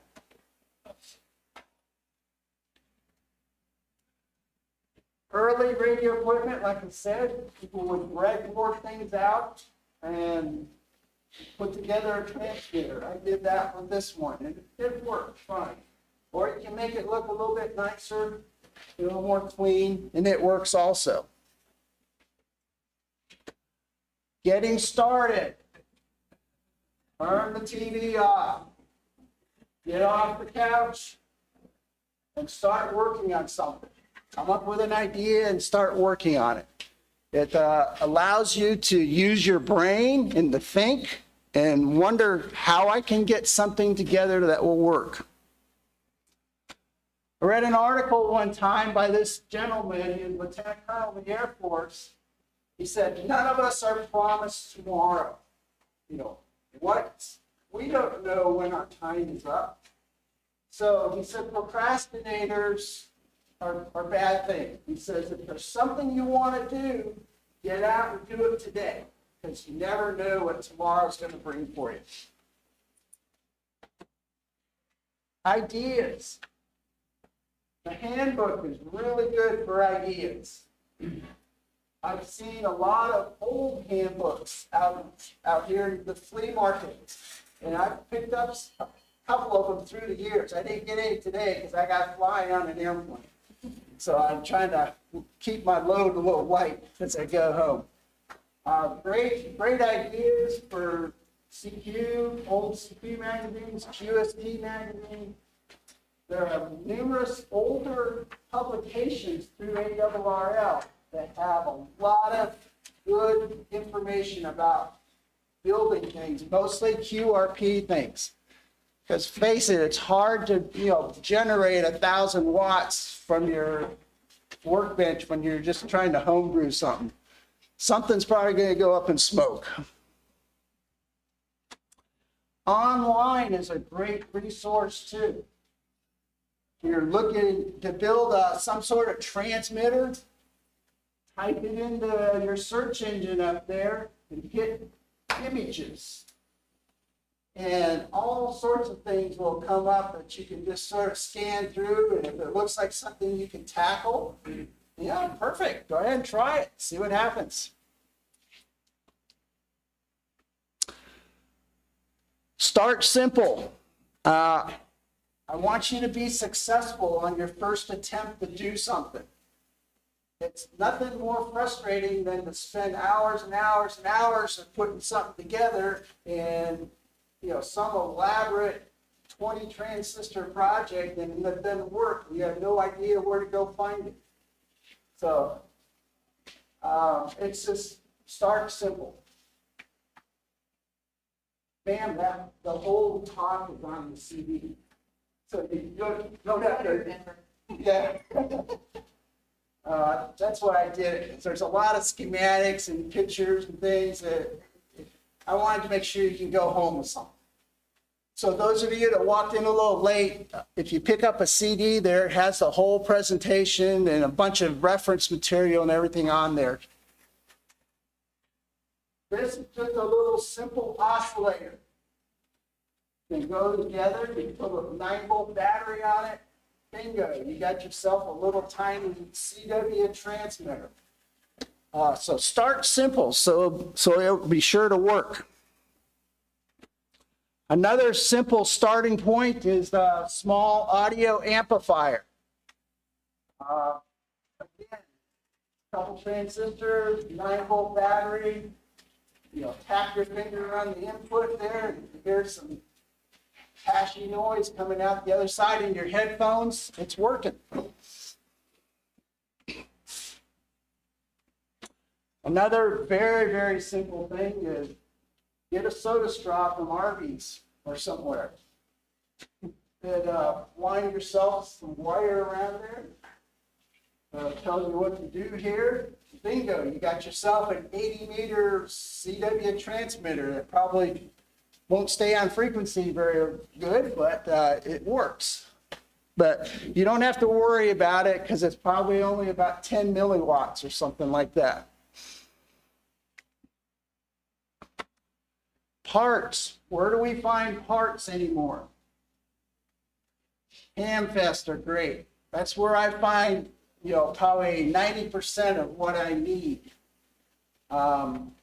If you find old boards that somebody's got in a big box underneath their table there, you can desolder the parts off those boards and use some of that stuff. That's what I've done a lot. I always are on the outlook for somebody that's getting rid of old test equipment, especially Hewlett-Packard test equipment from the 70s. People just basically throw that stuff away. Inside there are some very, very good quality parts that I've desoldered and used that. Resistors, you can get bags of resistors on Amazon, very inexpensive. So you can probably get 1,000 resistors for like $7 or $8. Be a little bit careful. It might be advertised as maybe 100 ohms, and then the color bands are very hard to see sometimes. And so make sure you have an ohm meter reading gauge exactly what you want. Capacitors you can get off boards, or if you really need to, you can order them. And then toroids, you can probably have to order those because you're not going to find exactly what you want sometimes. We have our big mail order companies, Amazon. wait. You also have DigiKey, Mauser, Janko. All those are good parts sources too, but parts are pretty expensive anymore, I've noticed. Yeah, smaller online companies. I sometimes will go into secondhand stores and there's always a shelf of old stereos or something they're getting rid of for, $2, $3. Great source of parts. Especially transistors, because those amplifiers have lots and lots of transistors. Once you get them off the board, you have to look them up to see, what they are, whether they're NPN or PNP or FETs. Metal recycling shops, great source of wire. I've found a lot of good, hookup wire that I got in a metal recycling shop. Also a good source of small pieces of sheet aluminum if you want to build a box. Garage sales and curbside giveaways. Saturday morning curbside giveaways. Sometimes you can find old stereos or something people's are getting rid of. Sir, am I talking loud enough that you can hear okay? Yes. Yeah, you can hear. Okay. Hamfest. The best ones are if you look underneath the table in the box. That's not labeled with anything. You can find stuff, and a lot of times people will just put free on it. Oh, great. Boxes, somebody has a lot of old boards here. You can find parts. I found this old oscilloscope at a ham has for $1. And I just bought it and put it underneath my stereo, hooked up my speakers into it, so I had the cool effect. You turn the lights out, and the music on, and you see the oscilloscope showing your waveform. We talked about DigiKey, Mauser, Jamco, Amazon.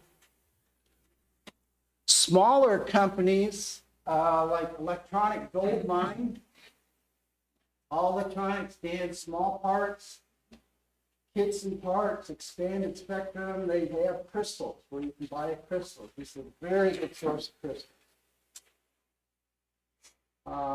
Craft stores like Joann's, Michael's.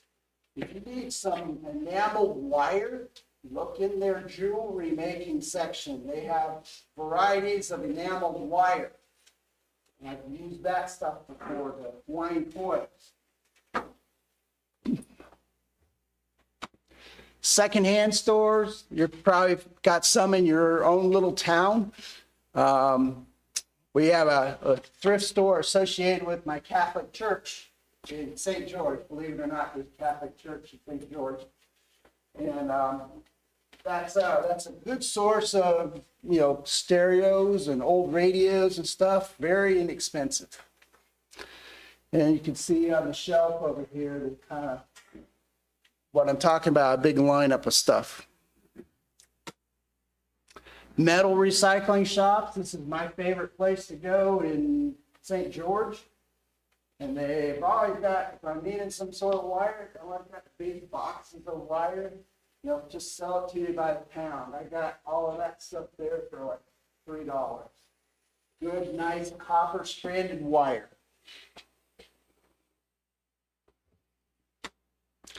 Many years of gathering. I have all sorts of parts bins and boards that I keep boxes in there. If I need something, I can generally find it. Building methods. You're probably familiar with some of these. The older style was very point-to-point with tubes and everything.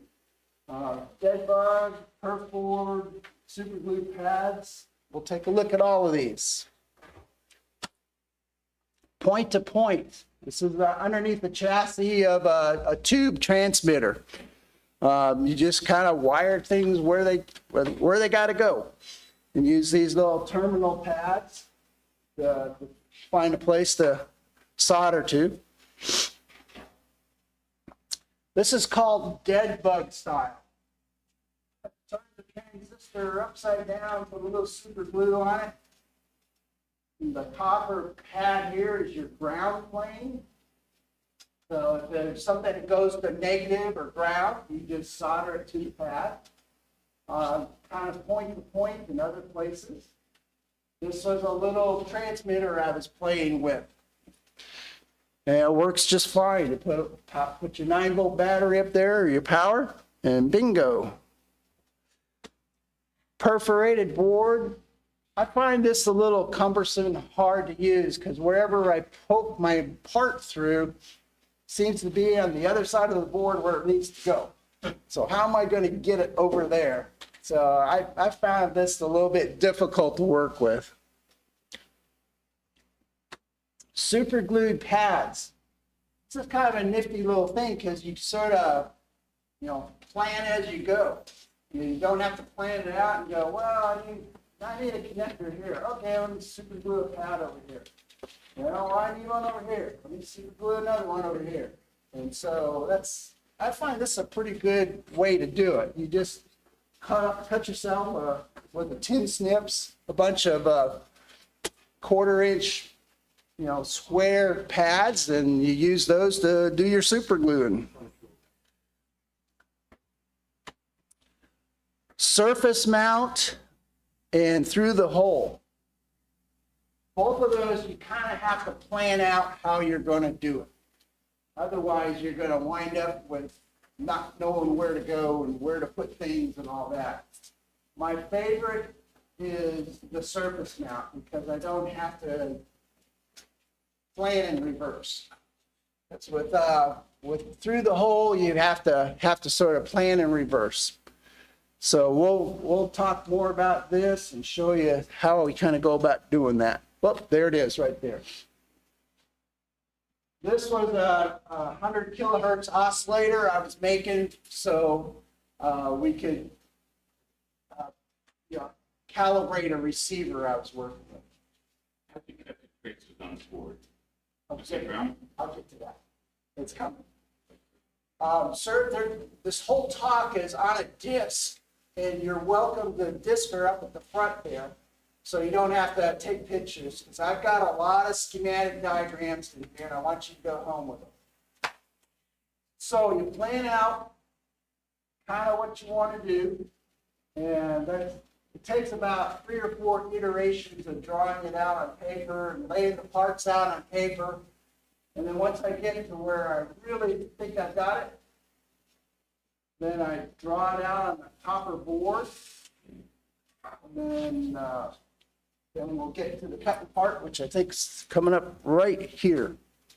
I take a Dremel and I use a disc.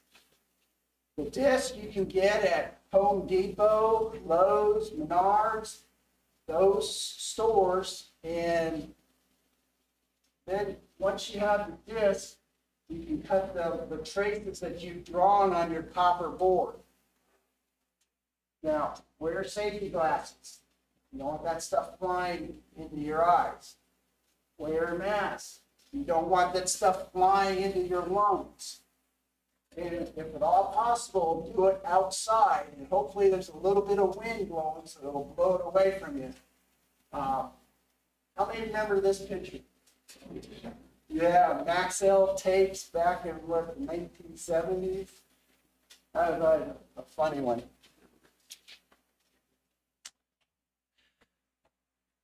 Useful math. You've probably all been introduced to Ohm's law before. Very, very handy when you're trying to figure out, well, how much current is my little audio amplifier drawing? How much current is my oscillator drawing? You can take some of that information and turn it into, well, how much power is my little oscillator putting out? So, power is equal to voltage times the current in amps. So if you're drawing 20 milliamps, you have to enter in your equation 0.020 amps. So you have to make sure you get your values right. Say you don't have the exact resistor you're wanting. Say you wanted a 33K, 33,000 ohm resistor. I can't find one in my box. What do? Nice little formula.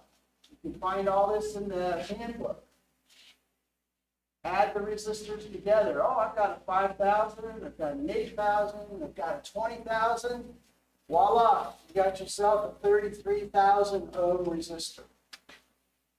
You can also put them in parallel, but the formula is a whole lot different. Again, you can find this in the handbook, but pull out your calculator and start using some of that math you've learned. Same thing with capacitors. Capacitors are the reverse. When you have capacitors in parallel, they add up. When you have capacitors in series, you got to use this formula. I find it the easiest thing to do if I'm going to have to use this formula for, like, say, 4 or 5 capacitors. I'm trying to, get some built in for a power supply. If I do 2 at a time, the formula is a whole lot easier than working with that formula. So I just kind of march it down to where I only got 2 left, and then use that formula at the bottom. Inductors. If you don't have a toroid, or something calls for a toroid, you can use the formula in the handbook that allows you to make a single layer winding and get at least in the ballpark close to what you want.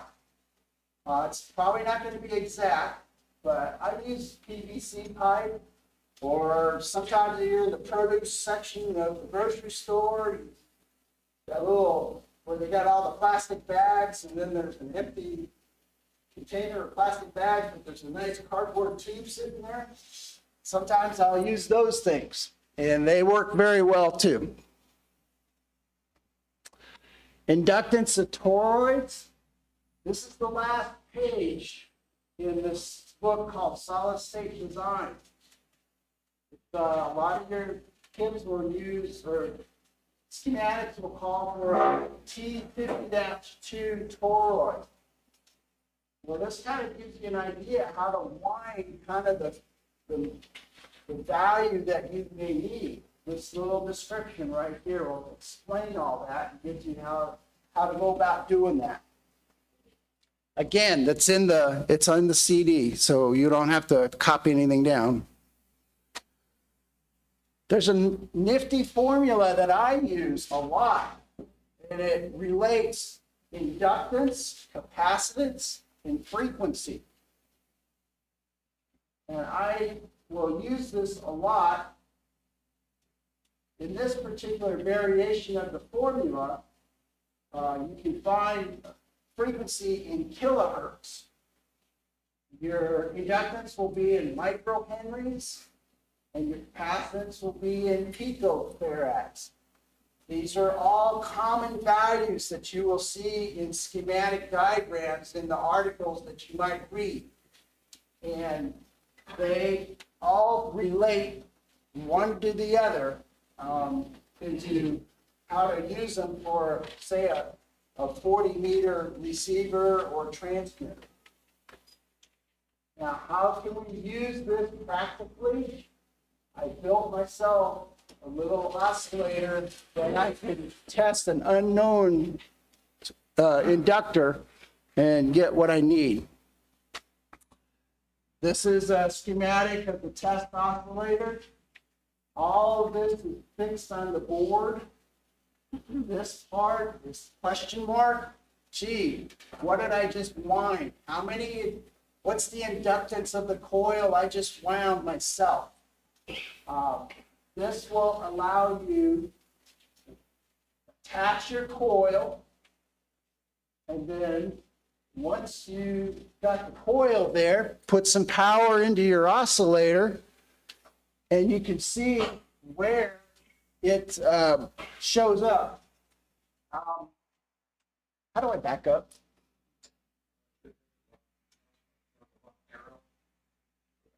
Okay. A great piece of test instrument that you have is your station receiver, if you have one. What I do is I disconnect the antenna and I put like a paper clip back in the antenna, turn on my oscillator, and see where my oscillator is oscillating.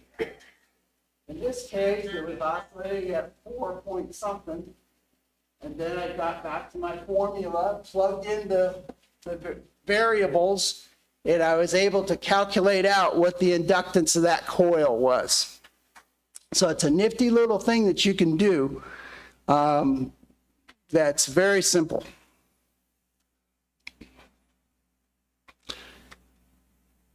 Other test equipment is like your VOM meter. The meters are very nice now, and a lot of them have a frequency counter built into them. If you use that aspect of your VOM, you won't need your station receiver, but it'll get you in the ballpark. So, oh, there you go, station receiver again.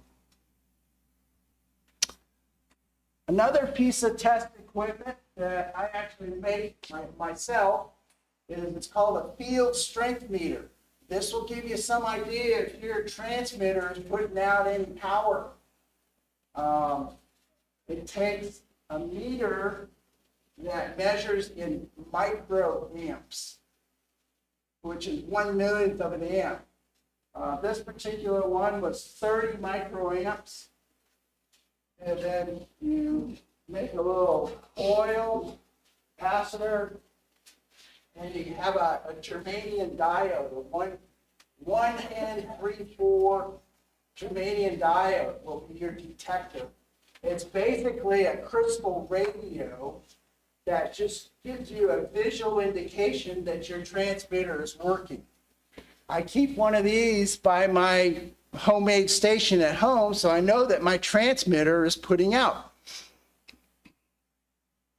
And there's the schematic for this one. Nice to have equipment would be an oscilloscope. You can still find some older versions for, very inexpensive in the Hamfest. Newer versions aren't that bad either. I think this one cost about $200 when I got it. It's a digital one. And mine is also a logic analyzer, which I use for some of my digital microcontroller stuff. Dip oscillator. How many people have used the dip oscillators before? Yeah, they're nice for finding out about a tank circuit. You can use them to find your unknown inductance on the coil, and you just round also. But they're not very accurate. They just get you in the ballpark, and that's about it. You can find some of these things out in the Hamfest, and they're kind of going away. There is a brand new test instrument out there. It's called a Vector Network Analyzer. And there's a gentleman gave a talk on them yesterday. And you can get one for about $80 that will measure your antenna, measure your SPDR. It will take the place of finding out about your tank circuit. It can be a signal generator.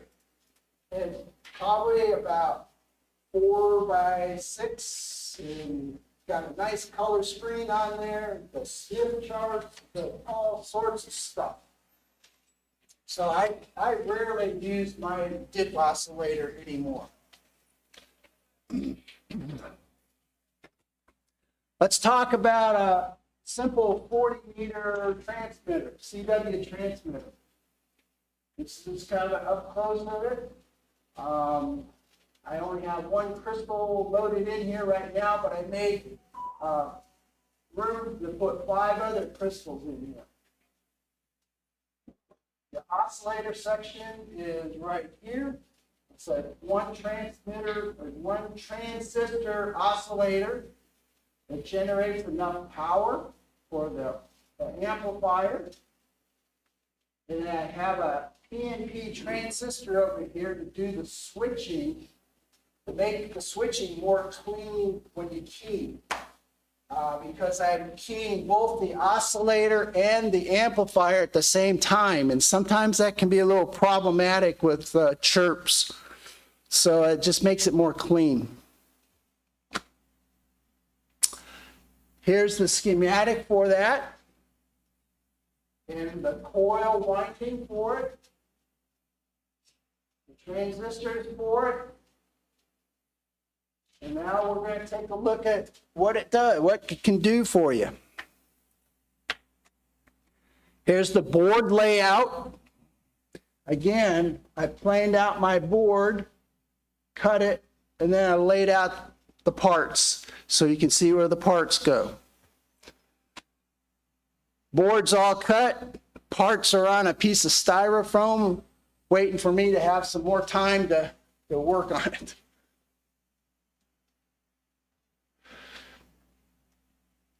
Then I start populating the board. Something that I found that works very well, so you don't have to hang on to a small part or something, is get a pair of hemostats. You can actually find these in the fishing section of Walmart. They're about $7 or $8, and you grab the part at one end, position it where you want, put your soldering iron on there and solder one end of it down in there. So it anchors it, and you can go back and do the other one. But I find that that works very well. Let's take a look at the oscillator. The oscillator draws 40 milliamps of current. That's 0.04 amps. Well, if you figure out using that power formula, we're using 12 volts times 0.04 amps. So that particular oscillator is generating 400 milliwatts. That's enough to drive. It's consuming. Consuming, correct. I always calculate that it's probably putting out about half of that in radio frequency. So that's enough to drive that amplifier to get more power generated.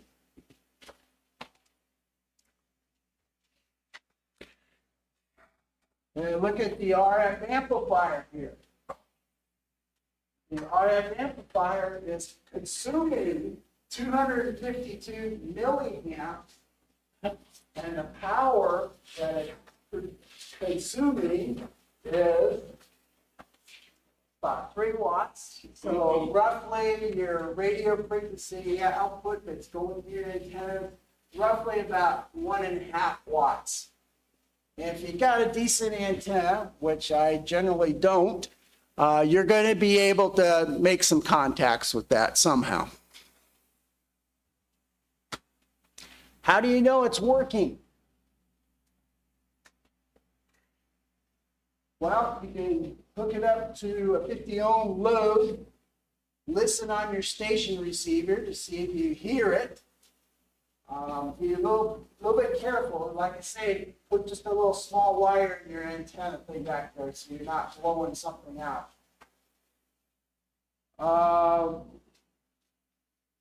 So you want to make sure it sounds clean. We talked about that. That's why I use a P&P switch in there to switch, because I'm keying both the oscillator and the amplifier.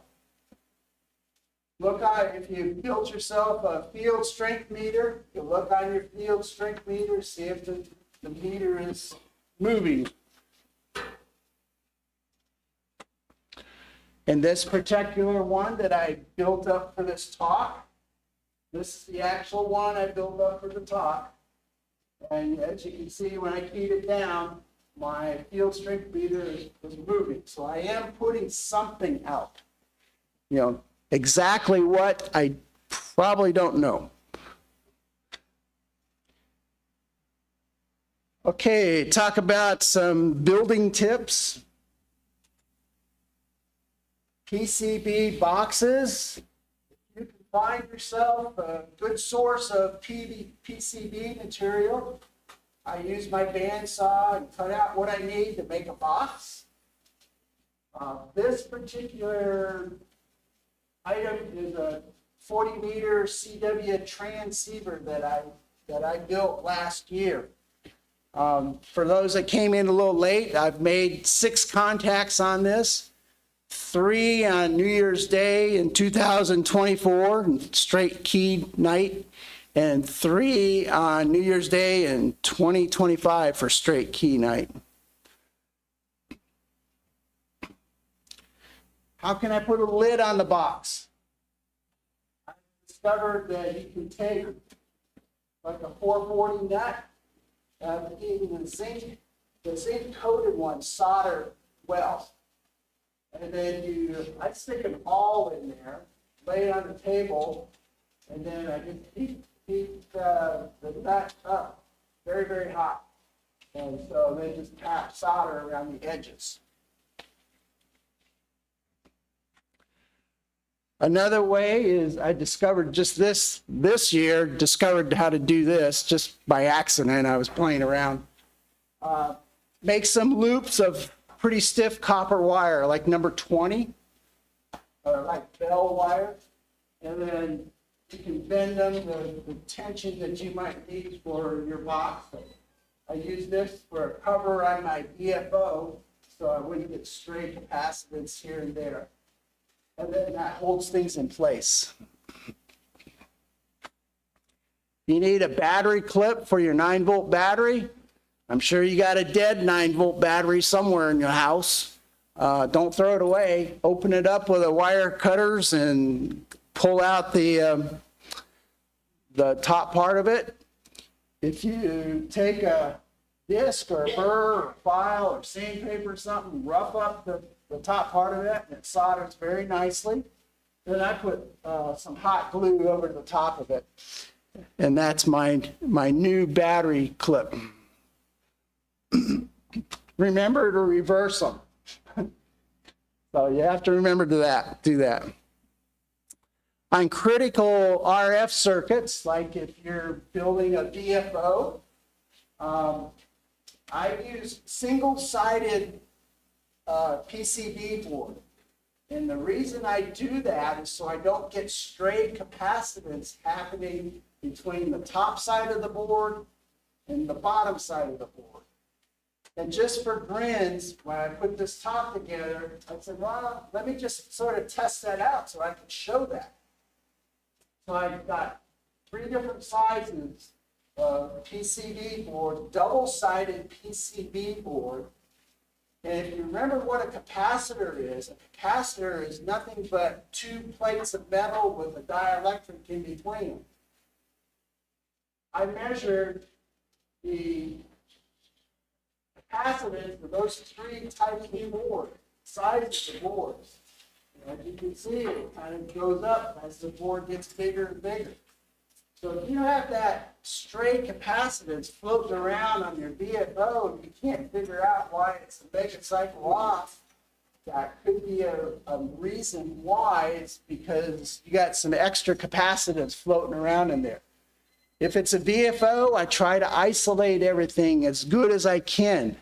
I'll put a block of wood underneath before I mount it in a box so you don't get it from the floor of the box.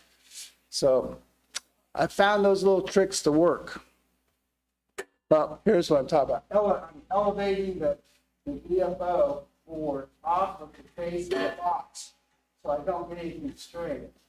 This VFO works very, very, very well. It's nice and stable. As long as I don't wave my hand around too much around the area, it's very nice and stable. Now, I use this in a receiver that I built just a couple months ago. If you're trying to locate the holes to place a part, like this is one of those mini circuits mixers. Kind of difficult to figure out exactly where the pins go.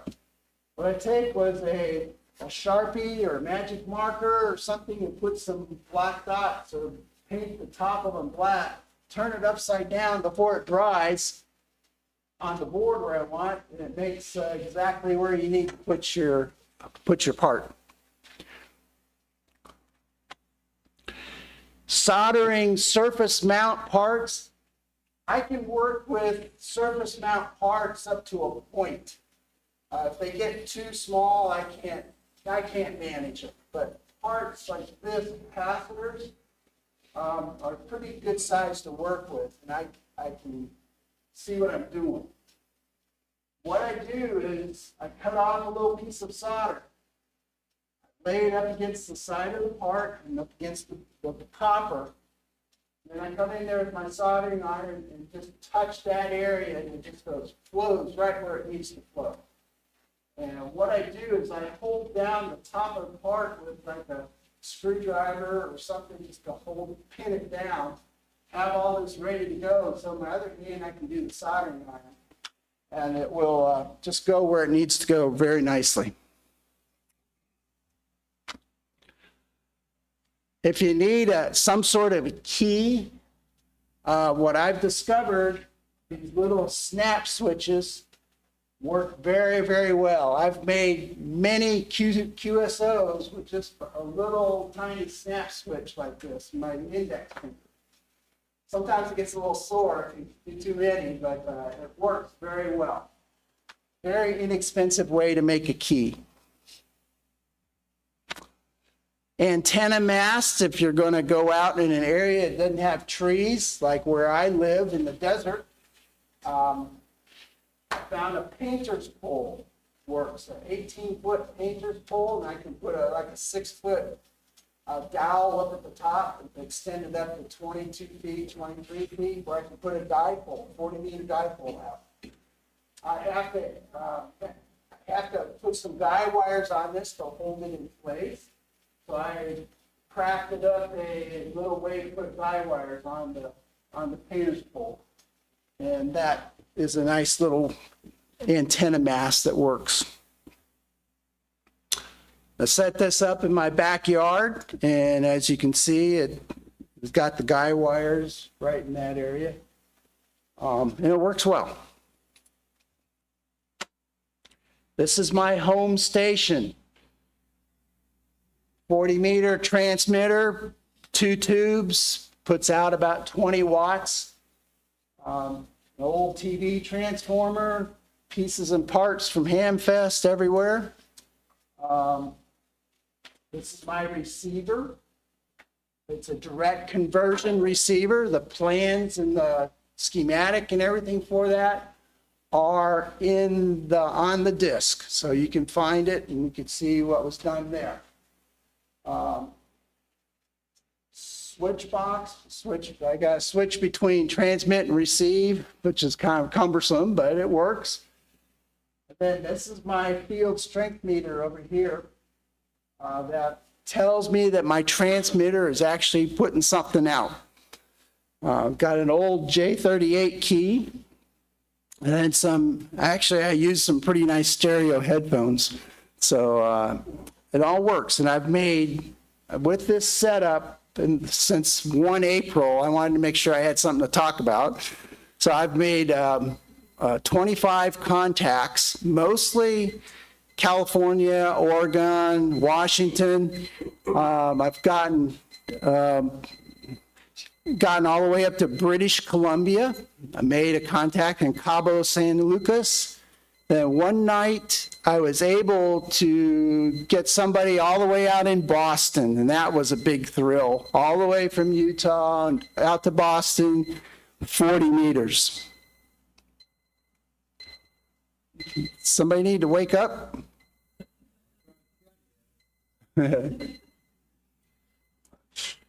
An extension of homebrew activity. This is a stereo that I built. It sounds just nice and crisp and clear and pure. It doesn't have all the filtering that you get with the commercial units these days. Plus, it's got a little bit of a cool factor. You know, you turn the lights out, you get the purple glow. So it's a lot of fun. I enjoy this. This is a desert area where I go out and play radio sometimes. I go out there predominantly in the wintertime when it's cold, so I don't have to deal with the little critters that crawl around out there. But there are coyotes out there too, so I gotta be careful of those things. But it's nice and RF quiet out there in the desert. My house has inverters from the solar panels. It has RF from the video security cameras. It's got RF from the LED lights. It's got the air conditioner. You know, so lots of RF noise in my house. But fortunately, it doesn't bother 40 meters. But real nice and quiet out here in the desert. That is all I have. Anybody have any questions at all? Yes, sir. The problem I have is mechanical stuff. How do you cut the holes nicely in the metal and things like that? Well, I mark it first where I want to go. Then I'll take an awl or a little punch. Sometimes you get a little punch in your drill bit case. Set the punch on there and just tap it. And that way, when you lay your drill bit on top there, it's got a kind of a guide where it's gonna go. It's not gonna float all over the place if you're trying to drill aluminum. Drill a hole, but I'm talking about, you had that, like the amplifier, audio amplifier there, you had like an 1.5-inch tube socket. How do you cut that hole? A file. I use a saw to cut out roughly what I need, and then I get one of those moon-shaped files, Okay, and I'll sit there and I'll just saw file I'll file for about an hour. So it takes a long time. Stepper bit's helpful too. You can get stepper bits that get pretty big. Yeah. Right. Pole saw and, you can find them around here, the Kingly punches. Yeah, they're hard to find anymore. I got a 1 1/8 inch one for an 8-tube socket. Right. Question about your design method. Let's say you're in the handbook and you find a sub-circuit for us there that you think is really performs well and you like it. But it's, say, 9 volts and you want to use 5 volts. What is your method? Do you try to use that and adapt it, or do you just go look for another one? No, I just put that, play around with it, see if it works for 9 volts, you know? Would you try to alter component values? No, No. just go for it, see what happens. If something smokes, well, then maybe put a resistor in there. You know, we're working with low voltages, so, you know, you're not getting hurt anything. You might need to move the bias a little bit because the transistor shut off at 5 volts, but you just bias it hotter. Yeah. Probably works.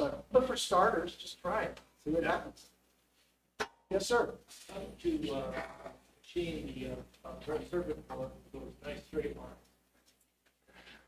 Well, it's the Dremel and the disc, but all right, I'm gonna have to admit to you. My career, I'm retired Air Force, and I was a general dentist. So I have skills left over. So fortunately enough, but a lot of people are asking me that last night when I was at the QRP people Friday night. And I just hold on to the board and just go slowly. You know, you don't have to go zip through it. You just go real slowly. It'll just do enough cutting and that'll keep you from go overcutting or undercutting or something. And